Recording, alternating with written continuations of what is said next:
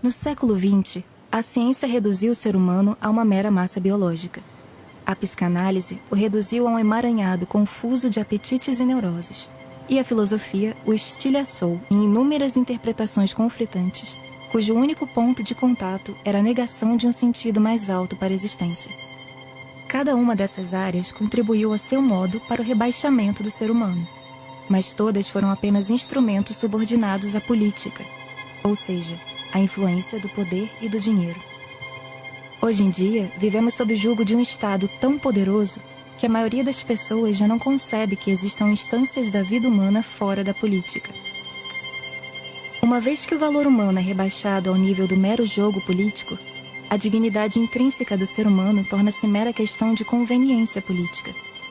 E aí, como repetidos exemplos demonstram, a desumanização da sociedade torna-se apenas questão de tempo.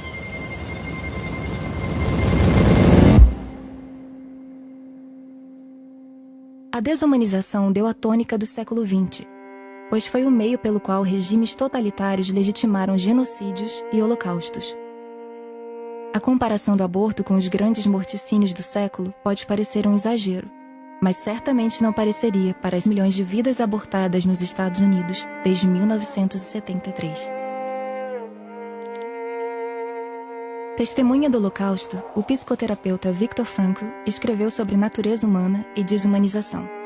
Infelizmente, o processo de desumanização da sociedade que ele descreveu já se encontra bastante adiantado, e para muitas pessoas, torna-se cada vez mais difícil compreender a importância do que ele disse. Para muitos de nós, essa sutil dimensão humana já se tornou algo inacessível. É como tentar descrever uma cor para quem nunca enxergou, ou um som para quem nunca ouviu.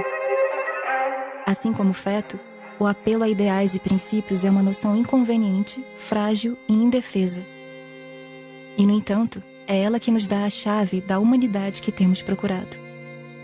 Talvez alguém se pergunte por que ouvir a opinião de um psicoterapeuta austríaco, um homem branco privilegiado, nascido numa época em que nem havia iPhone.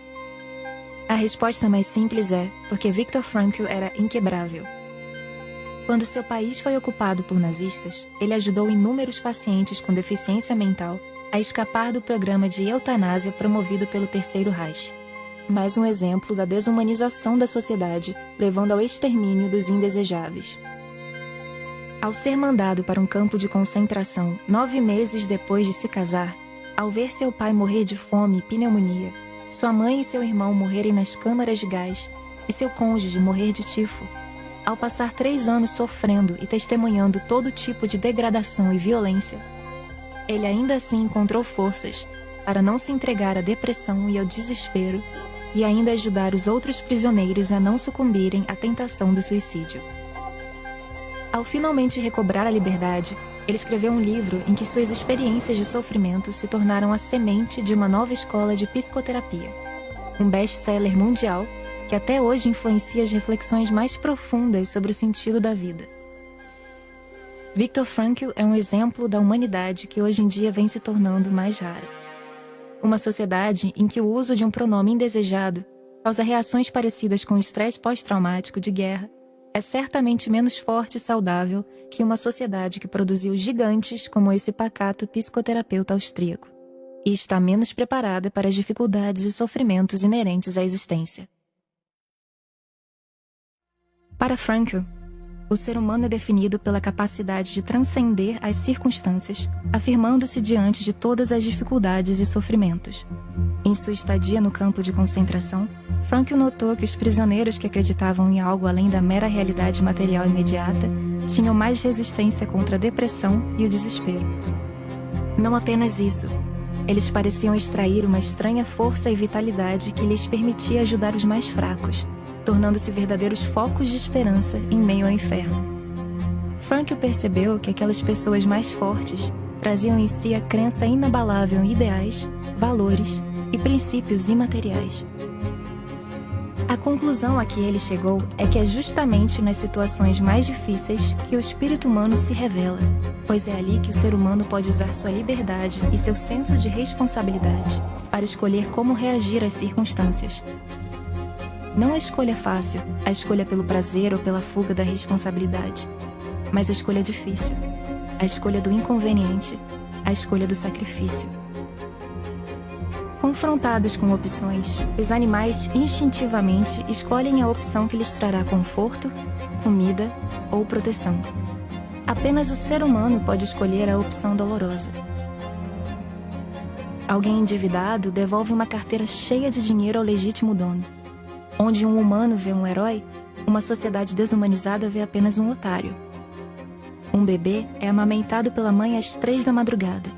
Onde um humano vê amor pelo filho, uma sociedade desumanizada vê apenas opressão do patriarcado e parasitismo. Um feto se desenvolve no útero. Onde um ser humano reconhece um outro humano, uma sociedade desumanizada vê apenas um aglomerado de células.